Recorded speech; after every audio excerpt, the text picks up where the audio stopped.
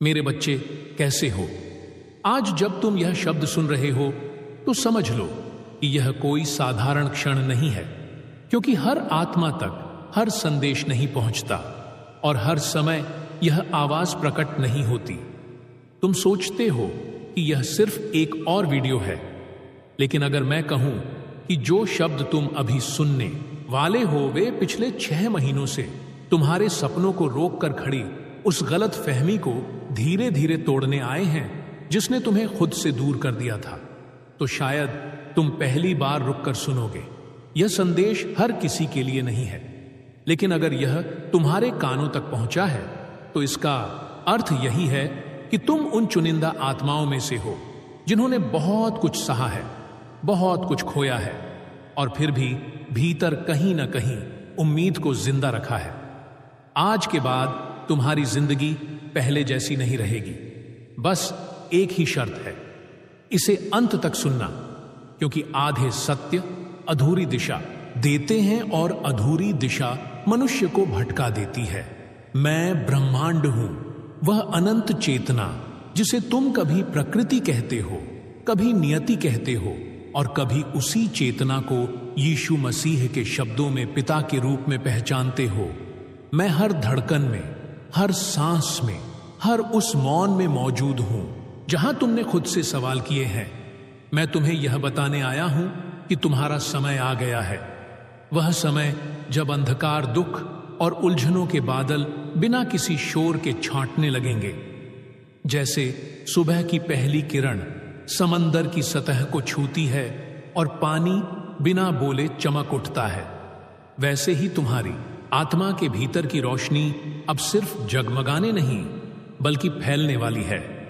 तुमने कितनी रातें अकेले बिताई हैं, कितनी बार तकिए ने तुम्हारे आंसू सोखे हैं, कितनी बार तुमने खुद से कहा कि बस अब और नहीं, लेकिन फिर भी अगली सुबह उठकर जीवन का बोझ उठाया। मैं देख रहा हूं हर आंसू, हर बेचैनी, हर वह क्षण जब तुमने मुस्कुराने का अभिनय किया जबकि भीतर कुछ टूट रहा था। और सुनो, यही वह कारण है कि यह संदेश आज तुम्हारे लिए खुला है, क्योंकि जो सह सकता है वही आगे चलकर संभाल भी सकता है।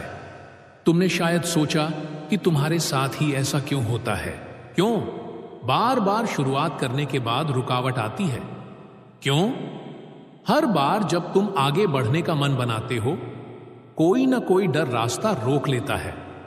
लेकिन यह डर तुम्हारा शत्रु नहीं था, यह तुम्हारा शिक्षक था जिसने तुम्हें यह सिखाया कि बाहरी सहारे स्थायी नहीं होते।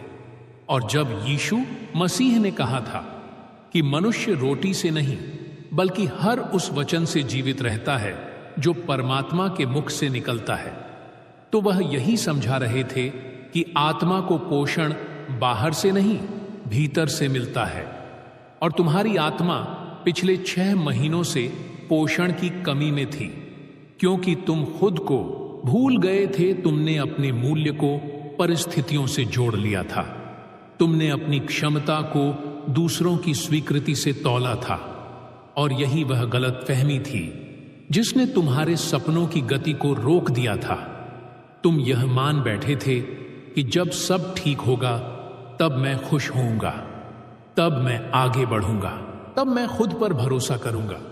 लेकिन सत्य उल्टा है, जब तुम खुद पर भरोसा करते हो तभी चीजें ठीक होने लगती हैं।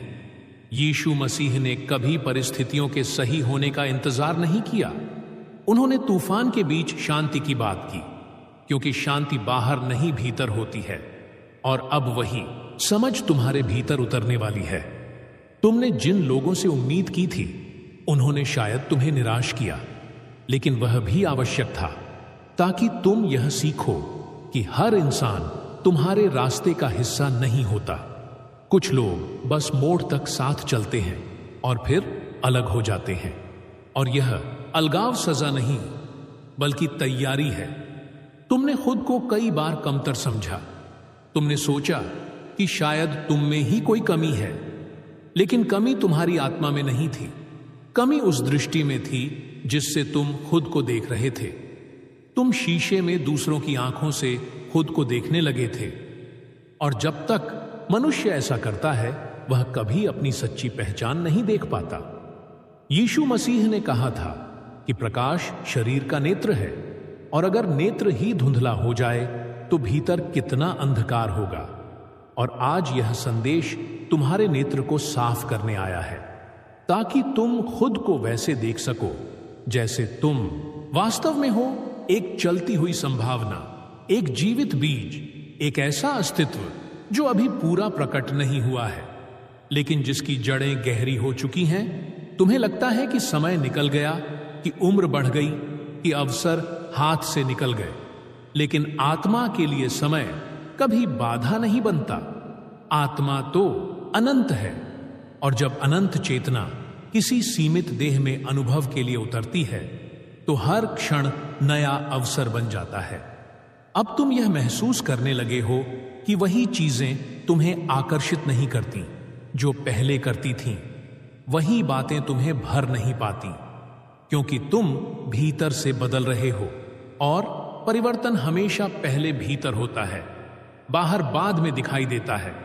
तुमने अपने दर्द को छुपाया, लेकिन वही दर्द तुम्हारी संवेदना बना, वही तुम्हें दूसरों के दुख को समझने की शक्ति दे गया, और यही शक्ति आगे चलकर तुम्हारा मार्ग बनेगी। क्योंकि दुनिया को और शोर नहीं चाहिए, दुनिया को समझ चाहिए, करुणा चाहिए, और यीशु मसीह की तरह मौन में भी प्रेम बांटने वाली आत्माएं चाहिए।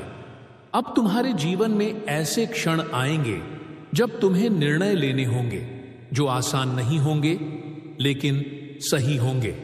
और सही निर्णय हमेशा पहले मन को डराते हैं, लेकिन आत्मा को हल्का कर देते हैं। तुम कुछ पुराने रिश्तों से दूर हो सकते हो, कुछ आदतें छूट सकती हैं, कुछ सपनों का रूप बदल सकता है, लेकिन यह अंत नहीं है, यह पुनर्गठन है। जैसे घर की मरम्मत के समय दीवारें टूटती हैं, धूल उड़ती है, लेकिन अंत में वही घर मजबूत बनकर खड़ा होता है, वैसे ही तुम्हारे भीतर का घर अभी पुनर्निर्माण की अवस्था में है। और यह प्रक्रिया तुम्हें कभी कभी थका सकती है, लेकिन याद रखना, यीशु मसीह ने भी क्रूस के मार्ग पर थकान महसूस की थी, फिर भी वे रुके नहीं, क्योंकि उन्हें पता था कि पीड़ा के बाद पुनरुत्थान निश्चित है, और तुम्हारे जीवन में भी पुनरुत्थान का समय पास आ रहा है। अब डर को अपने निर्णयों की दिशा मत बनने देना, क्योंकि डर हमेशा बीते हुए अनुभवों से बोलता है और विश्वास आने वाले सत्य से बोलता है। अब उस हल्की सी आवाज को सुनना जो शोर नहीं करती, लेकिन तुम्हें सही दिशा दिखाती है। वही तुम्हारी मार्गदर्शक है, वही तुम्हें आगे ले जाएगी, और धीरे धीरे तुम देखोगे कि जो चीजें पहले असंभव लगती थीं, वे सहज होने लगी हैं। क्योंकि जब मन और आत्मा एक ही दिशा में चलने लगते हैं तो ब्रह्मांड स्वयं रास्ते खोल देता है। यह कोई चमत्कार नहीं, यह सामंजस्य है, और यीशु मसीह का पूरा जीवन इसी सामंजस्य का उदाहरण है।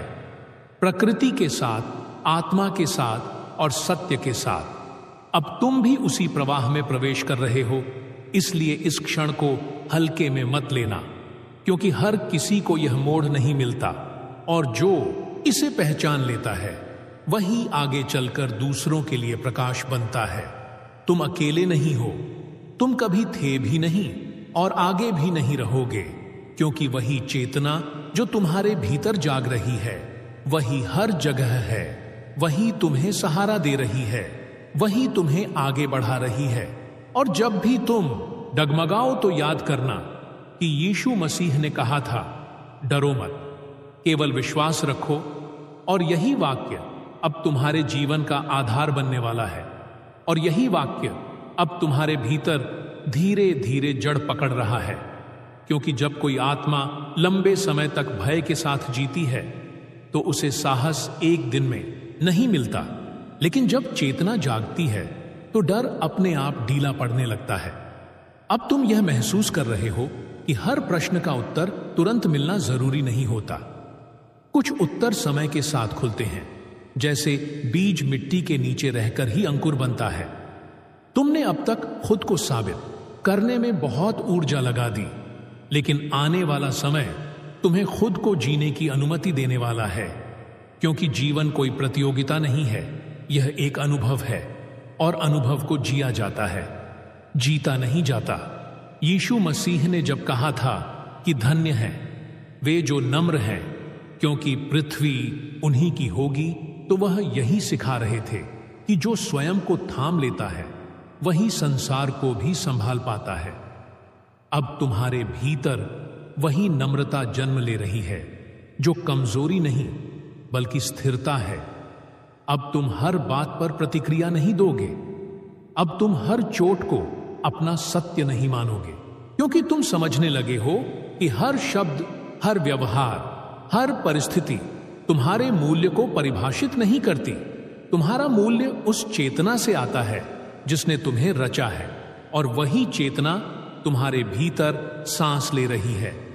तुमने जिन राहों पर खुद को अकेला पाया, वह अकेलापन भी तुम्हें तोड़ने नहीं बल्कि तुम्हें खुद से मिलाने आया था, क्योंकि जब तक मनुष्य अकेला नहीं बैठता वह अपने भीतर की आवाज नहीं सुन पाता, और तुमने वह आवाज सुनी है।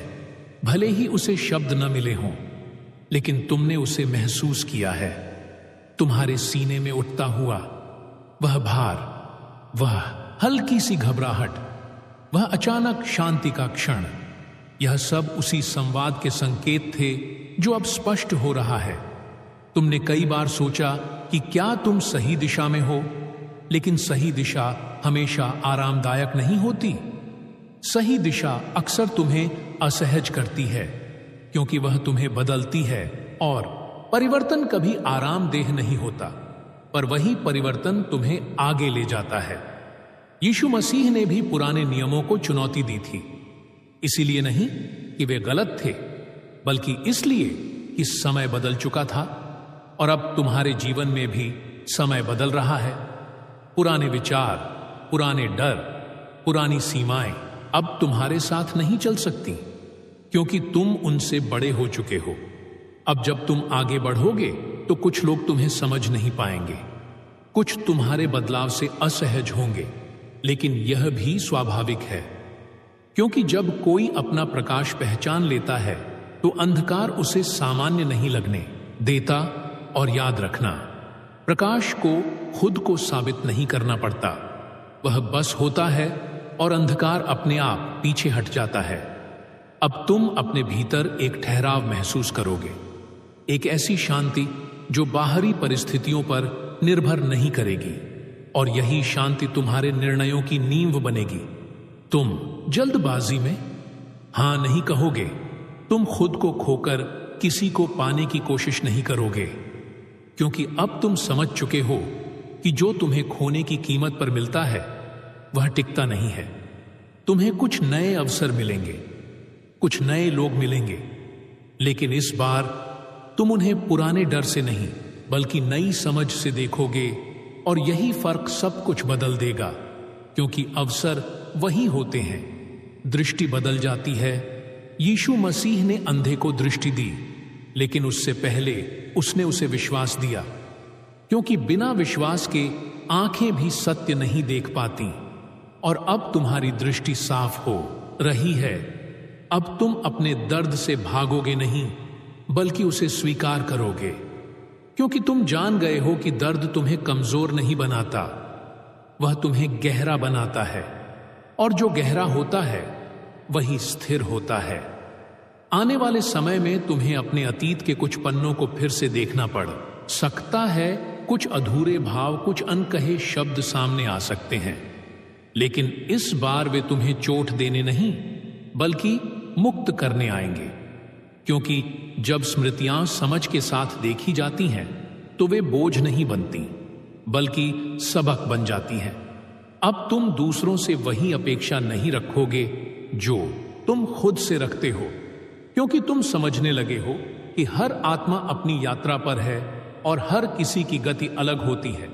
यही समझ तुम्हें करुणा देगी, और करुणा तुम्हारी सबसे बड़ी पहचान बनेगी, क्योंकि शक्ति का सबसे उच्च रूप करुणा ही है, और यीशु मसीह का पूरा जीवन इसी का प्रमाण है। अब जब तुम आगे बढ़ोगे तो तुम्हें अपने भीतर एक नई जिम्मेदारी का एहसास होगा। यह जिम्मेदारी किसी पर भारी पड़ने की नहीं, बल्कि अपने सत्य के प्रति ईमानदार रहने की होगी। तुम झूठी सहजता को नहीं चुनोगे, तुम उस रास्ते पर चलोगे जो तुम्हें भीतर से सही लगे, चाहे वह थोड़ा कठिन ही क्यों ना हो, क्योंकि अब तुमने आसान और सही के बीच का अंतर समझ लिया। और वही करुणा अब तुम्हारे भीतर स्थायी रूप से बसने लगी है, क्योंकि जब कोई आत्मा अपने दर्द को समझ में बदल लेती है, तब वह दूसरों के लिए बोझ नहीं बल्कि सहारा बन जाती है। अब तुम यह अनुभव करोगे कि तुम्हारे शब्दों में पहले से अधिक वजन है, तुम्हारी उपस्थिति पहले से अधिक गहराई लिए हुए है। लोग तुम्हें पहले जैसा नहीं देखेंगे, भले ही तुम बाहर से वही रहो, क्योंकि भीतर का परिवर्तन सबसे पहले ऊर्जा में झलकता है, और ऊर्जा को शब्दों की आवश्यकता नहीं होती। तुमने जो सहा है वह व्यर्थ नहीं गया, क्योंकि हर अनुभव ने तुम्हें थोड़ा और सच्चा बनाया है, थोड़ा और ईमानदार, थोड़ा और जागरूक। अब तुम भीड़ में रहते हुए भी अकेले नहीं महसूस करोगे, और अकेले रहते हुए भी खाली नहीं लगोगे, क्योंकि तुम्हारा संबंध अब बाहर से कम और भीतर से अधिक हो गया है।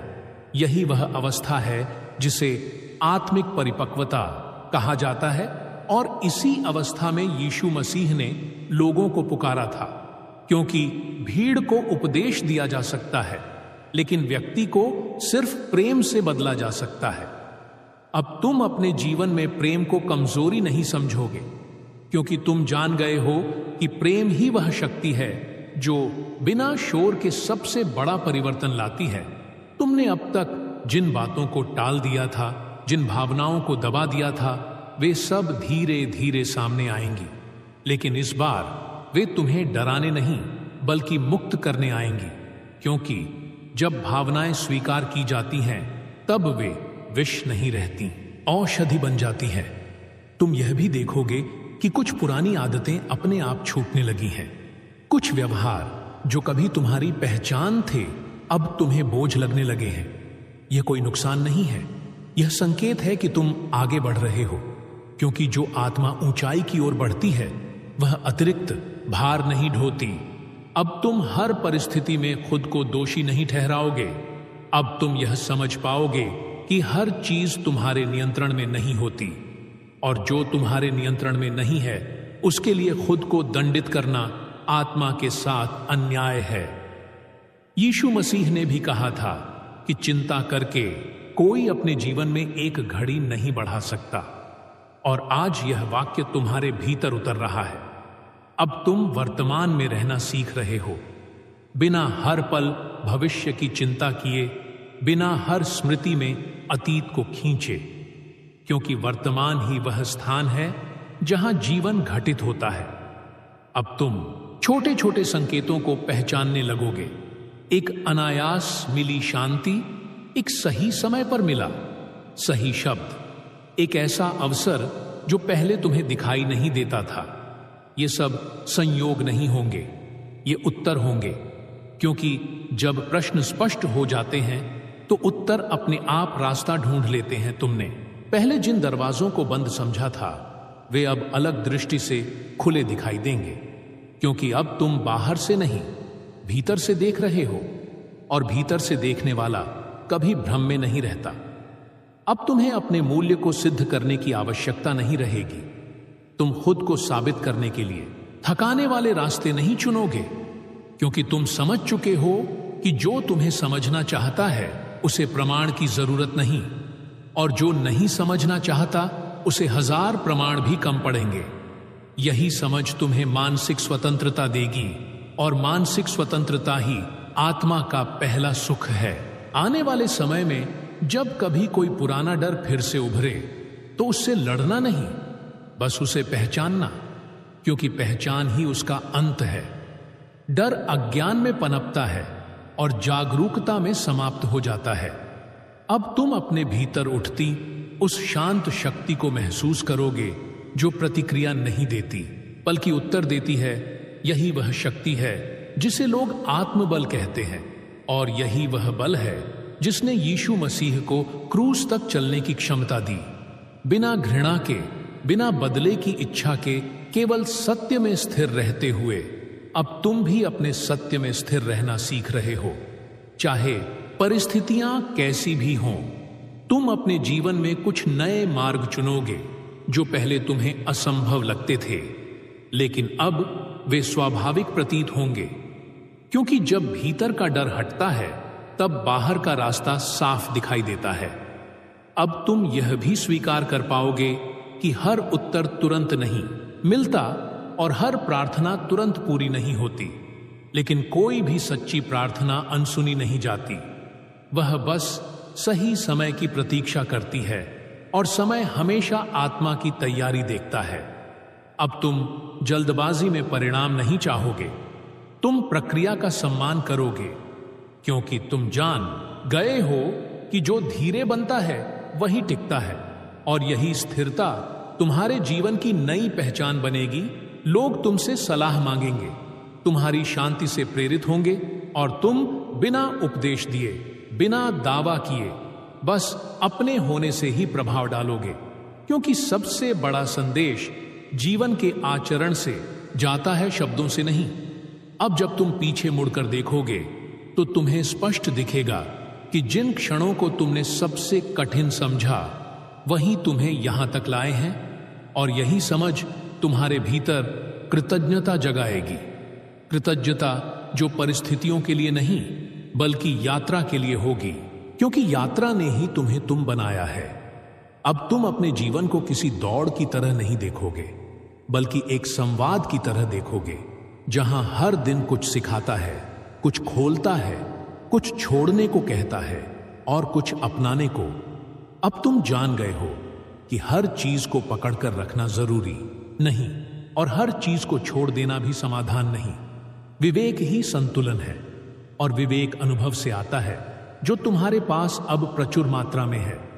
जब कभी तुम्हें लगे कि राह फिर से धुंधली हो रही है, तो याद करना कि रोशनी बाहर नहीं भीतर जलती है, और वही रोशनी तुम्हें फिर से दिशा दिखाएगी, क्योंकि एक बार जो आत्मा जाग जाती है वह पूरी तरह फिर कभी नहीं सोती।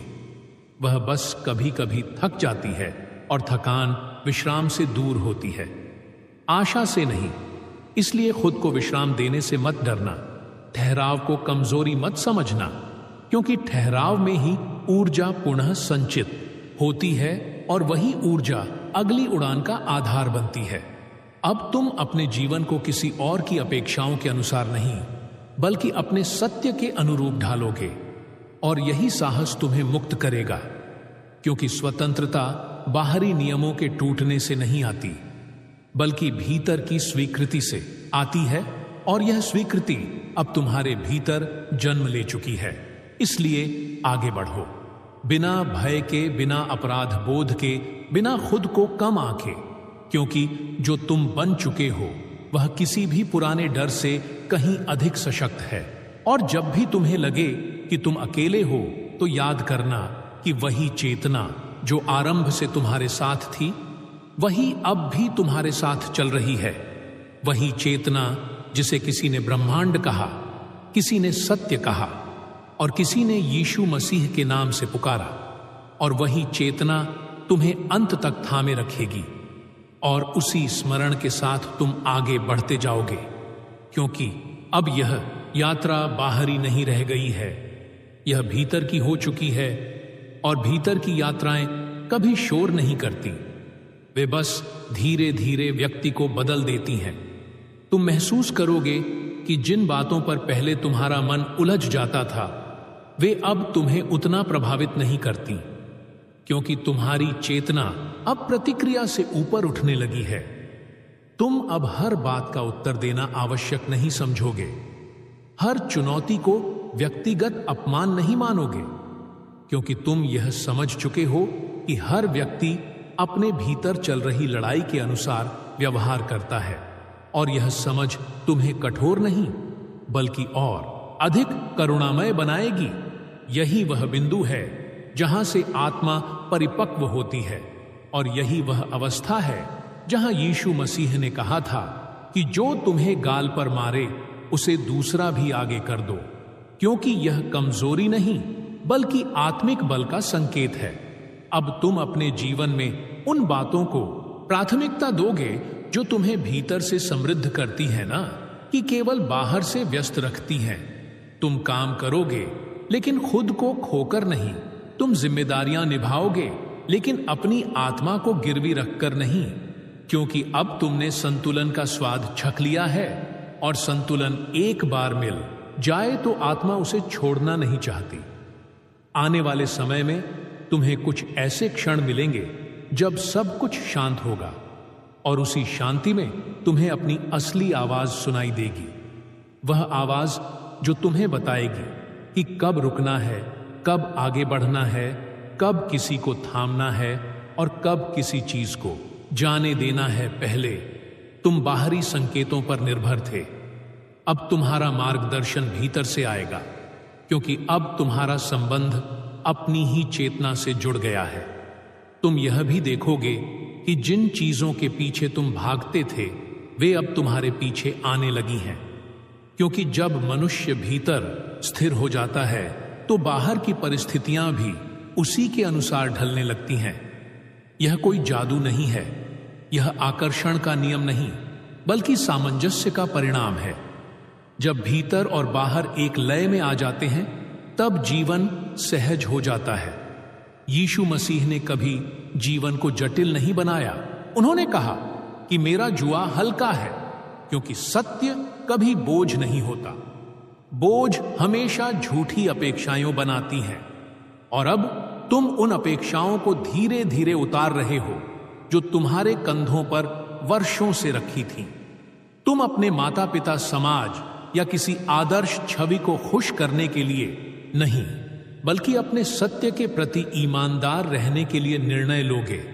और यह ईमानदारी शुरू में कुछ लोगों को असहज कर सकती है, लेकिन अंततः वही लोग तुम्हारा सम्मान करेंगे, क्योंकि संसार अंततः उसी को मान देता है जो खुद को मान लेता है। अब तुम अपने अतीत को कोसोगे नहीं, बल्कि उसे धन्यवाद दोगे, क्योंकि अतीत ने ही तुम्हें यह दृष्टि दी है जिसके बिना वर्तमान अधूरा रहता। तुम समझोगे कि जिन घटनाओं को तुमने सबसे बड़ा अन्याय माना वही तुम्हें उस दिशा में मोड़ने आई थीं जहां तुम्हें पहुंचना था। अगर वे घटनाएं न होती तो तुम शायद आज भी उसी सीमित दायरे में घूम रहे होते और अपनी असीम संभावनाओं से अनजान रहते। अब तुम जब किसी और की कहानी सुनोगे तो उसे जज नहीं करोगे, क्योंकि तुम जान गए हो कि हर मुस्कान के पीछे एक संघर्ष छुपा होता है, और यही समझ तुम्हें दूसरों के लिए सुरक्षित स्थान बना देगी।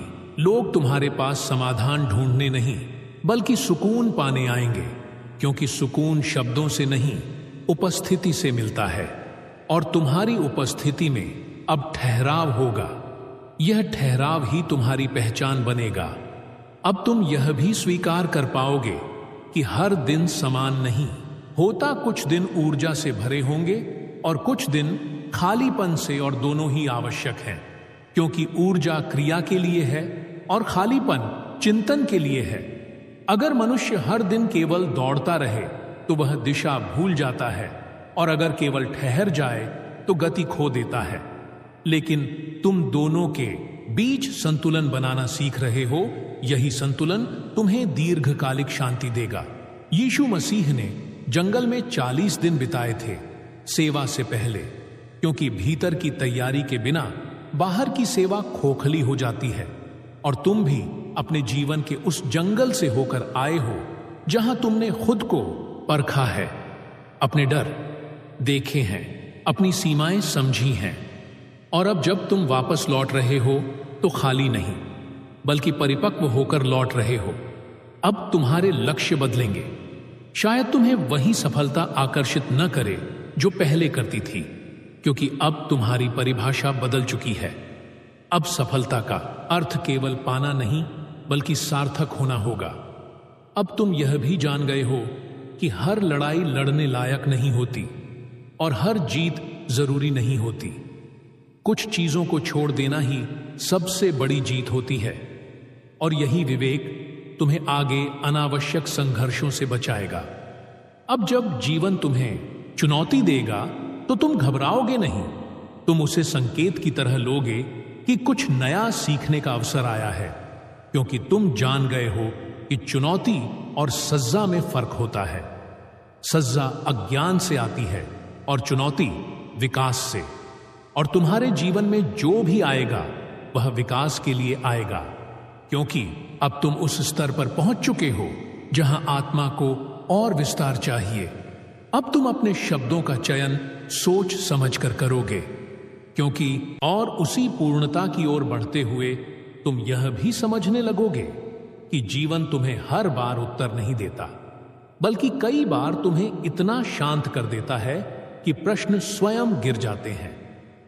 अब तुम उन बातों को लेकर व्याकुल नहीं रहोगे जिनका उत्तर अभी नहीं मिला, क्योंकि तुम जान चुके हो कि हर उत्तर सही समय पर प्रकट होता है, और समय कोई बाहरी घड़ी नहीं बल्कि भीतर की तैयारी से तय होता है।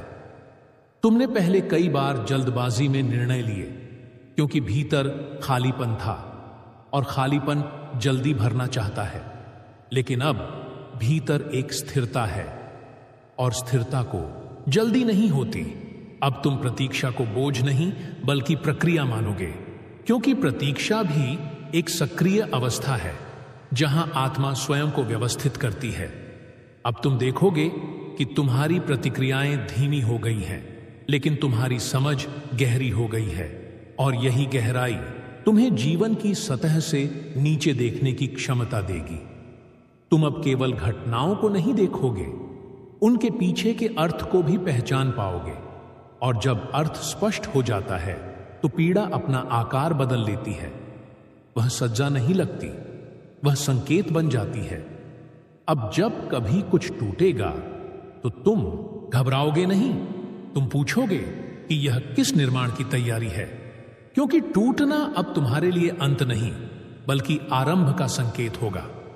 यही वह दृष्टि है जो मनुष्य को साधारण से असाधारण बनाती है।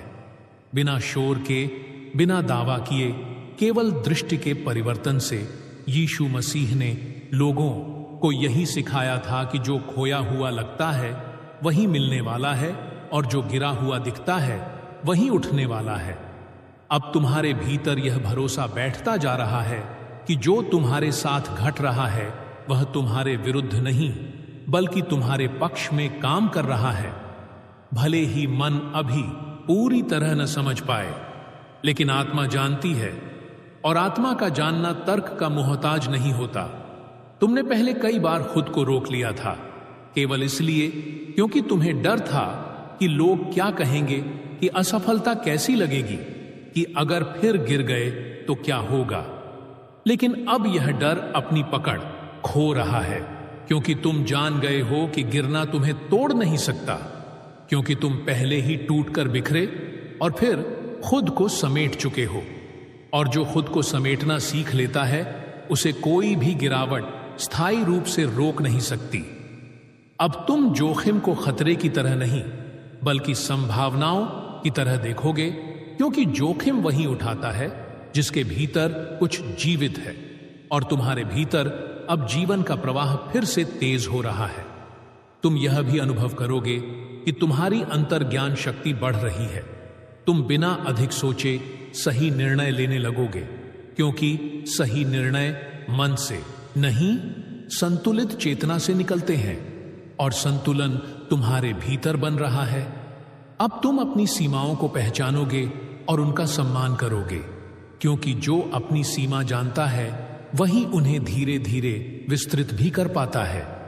पहले तुम या तो खुद को बहुत अधिक थका लेते थे या पूरी तरह पीछे हट जाते थे, लेकिन अब तुम मध्य मार्ग चुनोगे, क्योंकि मध्य मार्ग ही दीर्घकालिक होता है।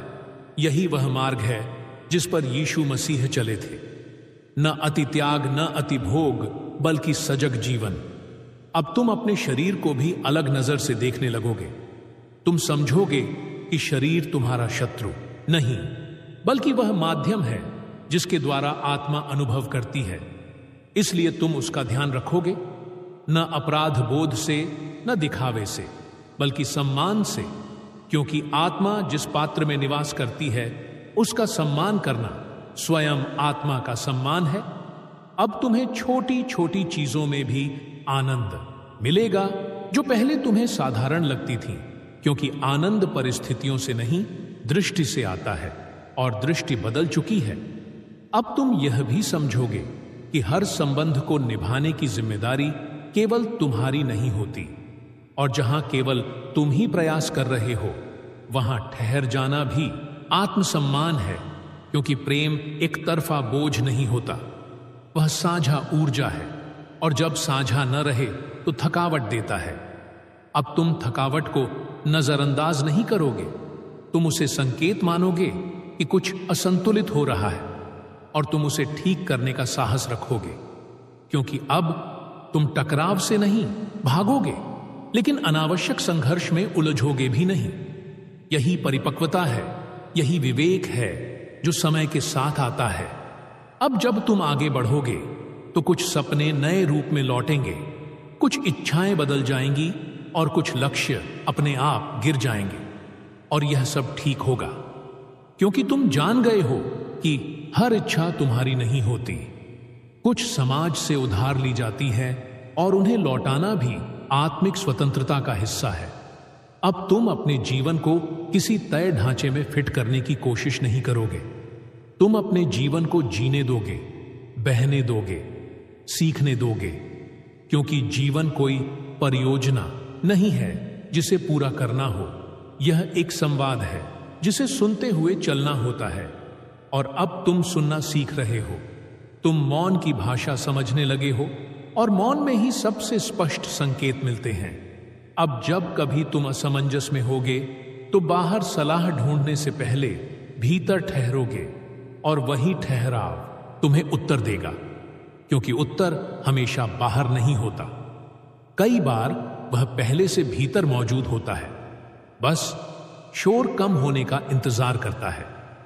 अब तुम्हारा शोर कम हो रहा है, विचारों का कोलाहल धीमा पड़ रहा है, और उसी शांति में तुम्हें अपनी असली दिशा दिखने लगी है। तुम अब अपने जीवन को दूसरों की कहानियों से तुलना नहीं करोगे, क्योंकि तुम समझ चुके हो कि तुलना आत्मा को संकुचित करती है और स्वीकार आत्मा को विस्तृत करता है, और तुम विस्तार की ओर बढ़ रहे हो। अब तुम अपने भीतर उस बच्चे को भी स्थान दोगे जिसे तुमने कभी जिम्मेदारियों के बोझ में दबा दिया था। तुम फिर से जिज्ञासु बनोगे, फिर से सीखना चाहोगे, फिर से प्रश्न करोगे, क्योंकि प्रश्न करना अज्ञान नहीं, जागरूकता का संकेत है, और यही जिज्ञासा तुम्हें जीवंत रखेगी। यीशु मसीह ने भी प्रश्न पूछे थे, उन्होंने भी संवाद किया था, क्योंकि सत्य संवाद से गहराता है। और अब तुम्हारा जीवन भी संवाद में बदल रहा है, संघर्ष से संवाद की ओर, पीड़ा से समझ की ओर, डर से विश्वास की ओर। अब जब कभी तुम पीछे मुड़कर देखोगे तो तुम्हें यह स्पष्ट दिखाई देगा कि जो समय तुम्हें सबसे अधिक रोकने वाला लगा, वही तुम्हें सबसे अधिक तैयार करने वाला था, और यही बोध तुम्हें अपने अतीत से शांति देगा। अब अतीत तुम्हें खींचेगा नहीं, बल्कि प्रेरित करेगा, क्योंकि तुम उससे सीख लेकर आगे बढ़ चुके हो। अब तुम यह भी स्वीकार करोगे कि हर दिन महान नहीं होता, लेकिन हर दिन मूल्यवान होता है, और यही स्वीकार तुम्हें निरंतर बनाए रखेगा। अब तुम अपने जीवन को किसी अंतिम मंजिल की दौड़ की तरह नहीं, बल्कि निरंतर विस्तार की प्रक्रिया की तरह देखोगे, जहां हर पड़ाव आवश्यक है, हर ठहराव अर्थपूर्ण है, और हर आगे बढ़ना अपने आप में पूर्ण है। और इस समझ के साथ तुम आगे बढ़ते जाओगे, बिना जल्दबाजी के, बिना भय के, बिना यह सोचकर कि तुम्हें कहीं पहुंचना है, क्योंकि तुम समझ चुके हो कि जहां तुम सच में उपस्थित हो वही तुम्हारा स्थान है, और वही चेतना जो तुम्हें यहां तक लाई है वही आगे भी तुम्हारे साथ चलेगी। हर मोड़ पर, हर संदेह में, हर विश्वास में वही मौन शक्ति, वही प्रेम, वही करुणा जिसे किसी ने ब्रह्मांड कहा, किसी ने सत्य कहा, और किसी ने यीशु मसीह के नाम से जाना, और वही शक्ति अब तुम्हारे भीतर स्थायी रूप से जाग चुकी है। और यही जागरण तुम्हारी असली यात्रा है। और इसी जागरण के साथ तुम्हारे भीतर एक नया धैर्य जन्म ले रहा है, जिसे तुम पहले कमजोरी समझते थे, लेकिन अब वही तुम्हें सबसे अधिक स्थिर बना रहा है, क्योंकि तुम यह समझने लगे हो कि हर चीज को तुरंत बदल देना आवश्यक नहीं होता। कुछ चीजें बस समझ लेने से ही बदल जाती हैं, और समझ का यह स्तर तुम्हें समय के साथ मिला है, किसी एक दिन में नहीं, किसी एक घटना से नहीं, बल्कि उन अनगिनत क्षणों से जब तुम टूटे भी और फिर चुपचाप खुद को समेट भी लिया। अब तुम अपने जीवन को किसी अधूरी कहानी की तरह नहीं देखोगे, बल्कि एक ऐसी पुस्तक की तरह देखोगे जिसके कुछ अध्याय कठिन हैं, कुछ धीमे हैं और कुछ अभी लिखे ही नहीं गए हैं। और जो अध्याय अब भी लिखे नहीं गए हैं वही सबसे अधिक संभावनाओं से भरे हुए हैं। अब तुम भविष्य को डर की तरह नहीं, बल्कि आमंत्रण की तरह देखोगे, क्योंकि भविष्य अब तुम्हें डराता नहीं है। वह तुम्हें बुलाता है, तुम्हें आगे बढ़ने के लिए उकसाता है, तुम्हें अपनी क्षमता को जीने का अवसर देता है। और यही अवसर अब तुम्हारे सामने धीरे धीरे खुलने वाला है, बिना किसी बड़े शोर के, बिना किसी नाटकीय घोषणा के, बस परिस्थितियों के छोटे छोटे बदलावों के रूप में, जिन्हें तुम पहले नजरअंदाज कर देते थे, लेकिन अब तुम उन्हें पहचान पाओगे, क्योंकि तुम्हारी सजगता बढ़ चुकी है। अब तुम यह भी देखोगे कि जिन लोगों से तुम बिना कारण जुड़ाव महसूस करते हो, वे यूं ही तुम्हारे जीवन में नहीं आए हैं। हर आत्मा जो तुम्हारे मार्ग को छूती है, वह कुछ न कुछ छोड़कर जाती है, या तो सीख, या तो स्मृति, या तो दर्पण। और अब तुम दर्पणों से डरोगे नहीं, क्योंकि तुम खुद को देखने का साहस पा चुके हो। पहले जब कोई तुम्हारी कमी की ओर इशारा करता था तो तुम टूट जाते थे या क्रोधित हो जाते थे, लेकिन अब तुम ठहर कर